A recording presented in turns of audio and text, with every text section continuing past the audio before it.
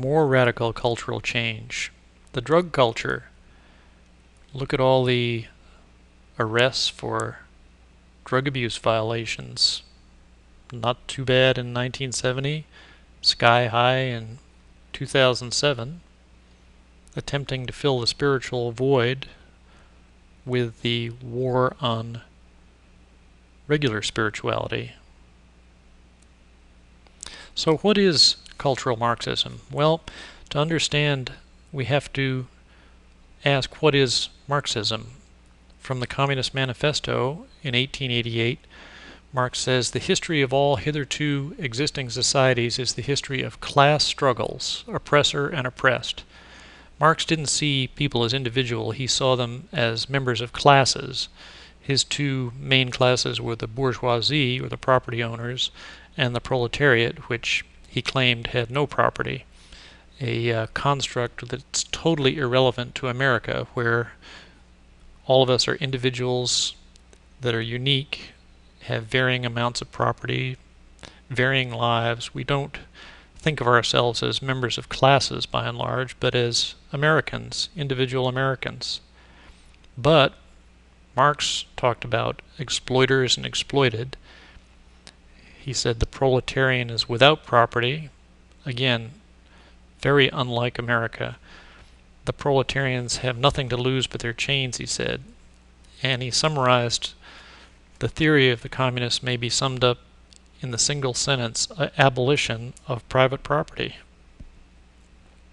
There were hints of cultural Marxism from the very beginning in Marx's writings. He attacked the family, stating the bourgeois family will vanish as a matter of course with the vanishing of capital or private property.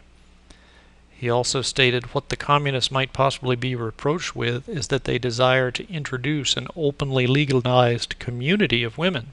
So he was for open marriage, or actually abolition of marriage.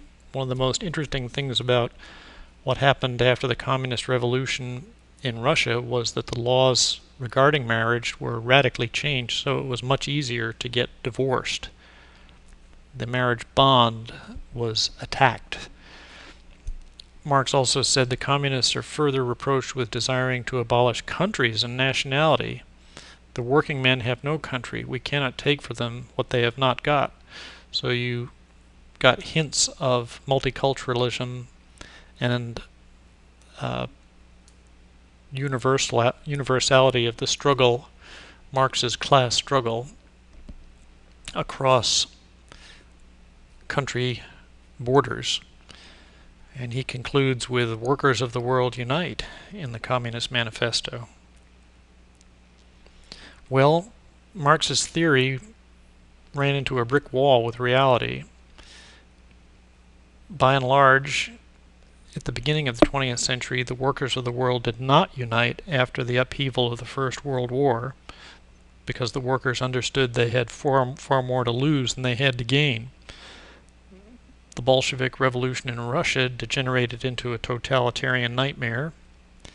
There was also a communist revolution in Hungary in 1919, which failed after just a few months. So much for the scientific inevitability of Marxism. Back to the drawing board. What were the Marxists going to do? How were they going to take over the world with their philosophy? Well, some Marxists started thinking about this, and some of them, unfortunately, came up with a brilliant solution. One of them was this man, Antonio Gramsci, an Italian communist who wrote the Prison Notebooks. And his very brilliant and unfortunately very dangerous insight was the following. The civilized world has been thoroughly saturated with Christianity for 2,000 years.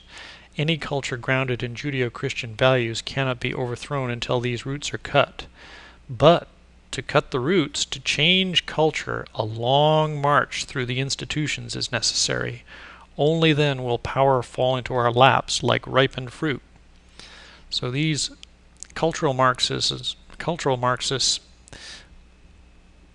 started thinking of bringing Marxism only after Western Christian culture had been attacked and dismantled. And unfortunately, this approach has succeeded beyond their wildest expectations. Another group of cultural Marxists was established in the so-called Frankfurt School in Frankfurt, Germany in 1923. They didn't call themselves Marxists, they called themselves the Institute for Social Research. But this was a very influential hotbed of cultural Marxism. There were such famous Marxists as Georg Lukács, Max Horkheimer, Charles Reich, Theodor Adorno, Erich Fromm, Wilhelm Reich, Herbert Marcuse, and Walter Benjamin. These cultural Marxists were expelled from Germany in the 1930s with the rise of Hitler, and unfortunately they settled in New York City at Columbia University. Here's an example of some of their thinking. Georg Lukács in 1919 became the Deputy Commissar for Culture in the short-lived Bela Kun Bolshevik regime in Hungary. He asked, "Who will save us from Western civilization?" He instituted what he called cultural terrorism. Two of the main components were easy divorce and sex education. That sounds familiar. Lukács realized that if he could destroy the country's traditional sexual morals, he would have taken a giant step toward destroying its traditional culture and Christian faith. He said, "I see the revolutionary destruction of society as the one and only solution. A worldwide overturning of values cannot take place without the annihilation of the old values and the creation of new ones by the revolutionaries." His goal was to make people believe they lived in a world abandoned by God. Here's another cultural Marxist from the Frankfurt School. Charles Reich moved to America, wrote an influential book called The Greening of America in 1970. His quote is, "There is a revolution coming. It will not be like revolutions of the past. It will originate with the individual and with culture, and it will change the political structure only as its final act. It will not require violence to succeed, and it cannot be successfully resisted with violence. It is now spreading with amazing rapidity, and already our laws, institutions, and social structure are changing in consequence. This is the revolution of the new generation."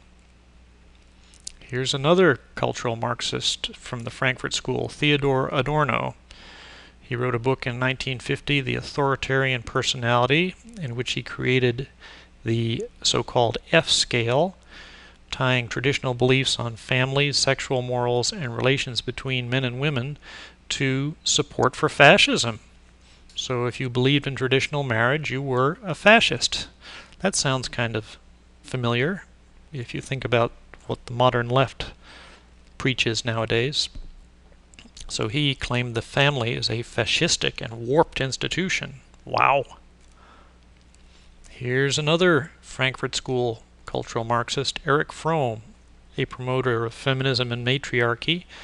He crossed Marx with Freud and talked about, quote-unquote, liberating Western culture from psychological repression, basically selling sin and deviancy as liberation. He also was an advocate of psychological conditioning, in which the abnormal was normalized by constant repetition in the theater and arts, including homosexuality, fornication, and divorce. So we had movies in which the only character that was seemingly normal was a homosexual, or a fornicator, or somebody who is divorced. This was the meaning of psychological conditioning.